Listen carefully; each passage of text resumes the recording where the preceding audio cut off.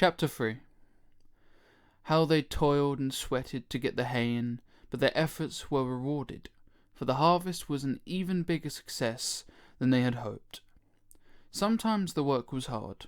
The implements had been designed for human beings and not for animals, and it was a great drawback that no animal was able to use any tool that involved standing on his hind legs. But the pigs were so clever that they could think of a way around every difficulty. As for the horses, they knew every inch of the field, and in fact understood the business of mowing and raking far better than Jones and his men had ever done. The pigs did not actually work, but directed and supervised the others. With their superior knowledge, it was natural that they should assume the leadership. Boxer and Clover would harness themselves to the cutter or the horse rake. No bits or reins were needed in these days, of course, and tramp steadily round and round the field with a pig walking behind them, calling out, "Gee up, comrade," or "Woe back, comrade," as the case might be. And every animal, down to the humblest, worked at turning the hay and gathering it. Even the ducks and hens toiled to and fro all day in the sun, carrying tiny wisps of hay in their beaks. In the end, they finished the harvest in 2 days, less time than it had usually taken Jones and his men. Moreover, it was the biggest harvest that the farm had ever seen. There was no wastage whatsoever.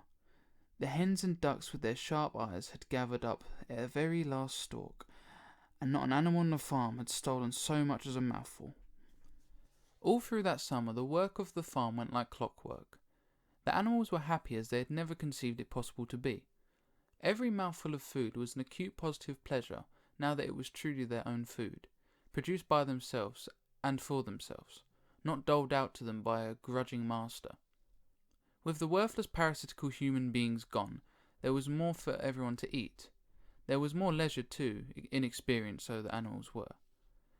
They met with many difficulties. For instance, later in the year, when they harvested the corn, they had to tread it out in an ancient star and blow away the chaff with their breath. Since the farm possessed no threshing machine, but the pigs with their cleverness and Boxer with his tremendous muscles always pulled them through. Boxer was the admiration of everybody. He had been a hard worker even in Jones' times, but now he seemed more like 3 horses than 1. There were days when the entire work of the farm seemed to rest on his mighty shoulders. From morning to night he was pushing and pulling, always at the spot where the work was hardest. He had made an arrangement with one of the cockerels to call him in the mornings half an hour earlier than anyone else, and would put in some volunteer labour at whatever seemed to be most needed before the regular day's work began. His answer to every problem, every setback, was, "I will work harder," which he had adopted as his personal motto. But everyone worked according to his capacity. The hens and ducks, for instance, saved 5 bushels of corn at the harvest by gathering up the stray grains. Nobody stole, nobody grumbled over his rations. The quarrelling and biting and jealousy which had been normal features of life in these old days had almost disappeared. Nobody shirked, or almost nobody. Molly, it was true, was not good at getting up in the mornings, and had a way of leaving work early on the ground that there was a stone in her hoof. And the behaviour of the cat was somewhat peculiar. It was soon noticed that when there was work to be done, the cat could never be found. She would vanish for hours on end, and then reappear at meal times, or in the evening after work was over, as though nothing had happened. But she always made such excellent excuses, and purred so affectionately, that it was impossible not to believe her in good intentions. Old Benjamin, the donkey, seemed quite unchanged since the rebellion. He did his work in the same slow, obstinate way as he had done it in Jones' time, never shirking and never volunteering for extra work either. About the rebellion and its results he would express no opinion. When asked whether he was not happier now that Jones was gone, he would say only, "Donkeys live a long time. None of you have ever seen a dead donkey." And the others had to be content with this cryptic answer. On Sundays there was no work. Breakfast was an hour later than usual, and after breakfast there was a ceremony which was observed every week without fail. First came the hoisting of the flag. Snowball had found in the harness room an old green tablecloth of Mrs. Jones, and had painted on it a hoof and a horn in white. This was run up the flagstaff in the farmhouse garden every Sunday, 8 in the morning. The flag was green, Snowball explained, to represent the green fields of England, while the hoof and the horn signified the future republic of the animals which would arise when the human race had finally been overthrown. After the hoisting of the flag, all the animals trooped into the big barn for a general assembly which was known as the meeting. Here the work of the coming week was planned out, and resolutions were put forward and debated. It was always the pigs who put forward the resolutions. The other animals understood how to vote, but they could never think of any resolutions of their own. Snowball and Napoleon were by far the most active in the debates, but it was noticed that these two were never in agreement. Whatever suggestion either of them made, the other could be counted on to oppose it. Even when it was resolved, a thing no one could object to in itself, to set aside the small paddock behind the orchard as a home of rest for animals who were past work, there was a stormy debate over the correct retiring age for each class of animal. The meeting always ended with the singing of Beasts of England, and the afternoon was given up to recreation. The pigs had set aside the harness room as a headquarters for themselves. Here, in the evenings, they studied blacksmithing, carpentering, and other necessary arts from books which they had brought out of the farmhouse. Snowball also busied himself with organising the other animals into what he called animal committees. He was indefatigable at this. He formed the egg production committee for the hens, the Clean Tails League for the cows, the Wild Comrades Re-Education Committee. The object of this was to tame the rats and rabbits, the Whiter Wool movement for the sheep, and various others, besides instituting classes in reading and writing. On the whole, these projects were a failure. The attempt to tame the wild creatures, for instance, broke down almost immediately. They continued to behave very much as before, and when treated with generosity, simply took advantage of it. The cat joined the Re-Education Committee, and was very active in it for some days. She was seen one day sitting on a roof and talking to some sparrows who were just out of her reach. She was telling them that all animals were now comrades, and that any sparrow who chose could come and perch on her paw, but the sparrows kept their distance. The reading and writing classes, however, were a great success. By the autumn, almost every animal on the farm was literate in some degree. As for the pigs, they could already read and write perfectly. The dogs learned to read fairly well, but were not interested in reading anything except the 7 Commandments.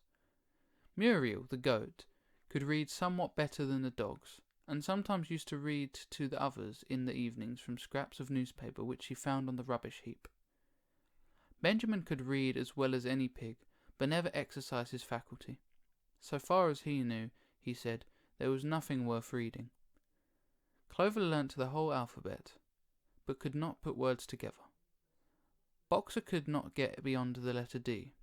He would trace out A, B, C, D in the dust with his great hoof, and then would stand staring at the letters with his ears back, sometimes shaking his forelock, trying with all his might to remember what came next, and never succeeding. On several occasions, indeed, he did learn E, F, G, H, but by the time he knew them, it was already discovered that he had forgotten A, B, C, and D. Finally, he decided to be content with the first 4 letters, and used to write them out once or twice every day to refresh his memory. Molly refused to learn any but the 6 letters which spelt her own name. She would form these very neatly out of pieces of twig, and would then decorate them with a flower or two, and walk round them, admiring them. None of the other animals on the farm could get any further than the letter A. It was also found that the stupider animals, such as the sheep, hens, and ducks, were unable to learn the 7 Commandments by heart. After much thought, Snowball declared that the 7 Commandments could in effect be reduced to a single maxim, namely, 4 legs good, 2 legs bad. This, he said, contained the essential principle of animalism. Whoever had thoroughly grasped it would be safe from human influences. The birds at first objected, since it seemed to them that they also had 2 legs, but Snowball proved to them that this was not so. "A bird's wing, comrades," he said, "is an organ of propulsion, and not of manipulation. It should, therefore, be regarded as a leg.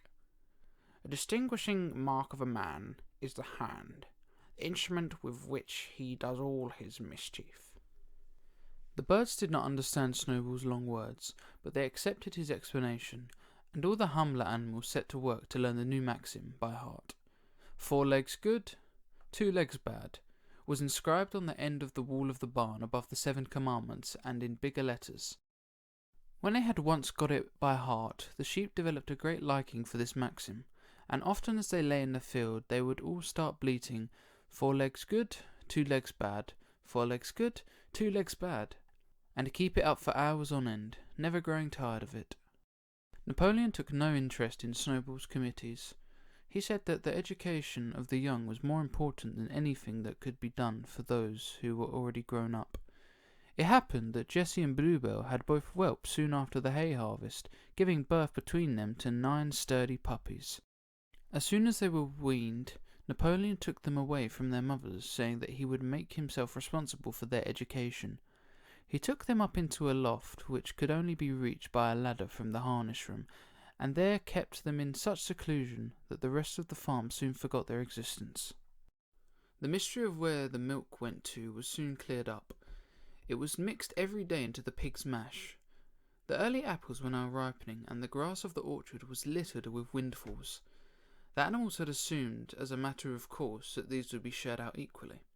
One day, however, the order went forth that all the windfalls were to be collected and brought to the harness room for the use of the pigs.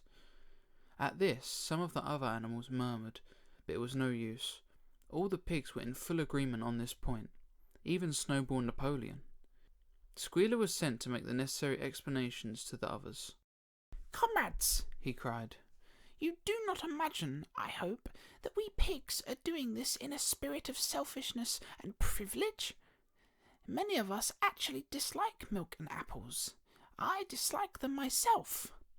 Our sole object in taking these things is to preserve our health.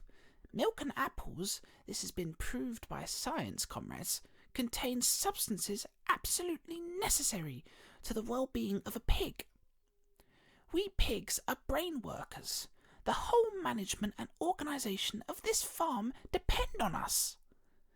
Day and night we are watching over your welfare. It is for your sake that we drink that milk and eat those apples. Do you know what would happen if we pigs failed in our duty? Jones would come back. Yes, Jones would come back. Surely, comrades," cried Squealer, almost pleadingly, skipping from side to side and whisking his tail, "surely there is no one among you who wants to see Jones come back?"